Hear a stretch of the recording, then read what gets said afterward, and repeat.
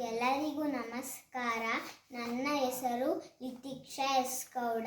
ನಾನು 2ನೇ ತರಗತಿಯಲ್ಲಿ ಓದುತ್ತಿದ್ದೇನೆ. ನಾನು ಬಣ್ಣದಕ್ಕಿ ಪದ್ಯವನ್ನು ಓದುತ್ತಿದ್ದೇನೆ. ಪದ್ಯ: ಬಣ್ಣದ ಹಕ್ಕಿ. ಬಾರೆಲೆ ಹಕ್ಕಿ ಬಣ್ಣದ ಹಕ್ಕಿ, ಬಾರೆಲೆ ಹಕ್ಕಿ ಹಾರುವ ಹಕ್ಕಿ, ಗೆಳೆಯರು ಆಡಲು ಯಾರೂ ಇಲ್ಲ, ಕಳೆಯುವುದೆಂತೂ ವೇಳೆಯನೆಲ್ಲ.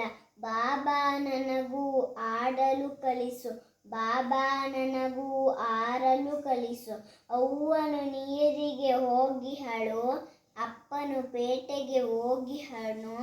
ಅವ್ವನು ಬರಲಿ ಅಪ್ಪನು ಬರಲಿ, ತಿನ್ನನು ಹಣ್ಣನು ಕೊಡಿಸುವೆನು. ನನಗೂ 2 ರೆಕ್ಕೆಯ ಅಚ್ಚೋ, ಹಿಂಗಡೆ ಬಣ್ಣವ ಪುಚ್ಚವ ಚುಚ್ಚೋ. ನೆತ್ತಿಯ ಮೇಲೆ ಜುಟ್ಟನ್ನು ಹಚ್ಚೋ, ಮೆಲ್ಲನೆ ಮೇಲೆ ಹಾರಲು ಹಚ್ಚೋ. ನಾನು ನೀನು ಇಬ್ಬರು ಕೂಡಿ ಮುಗಿಲಿನ ಕಡೆಗೆ ಹಾರುವ ಬಾ.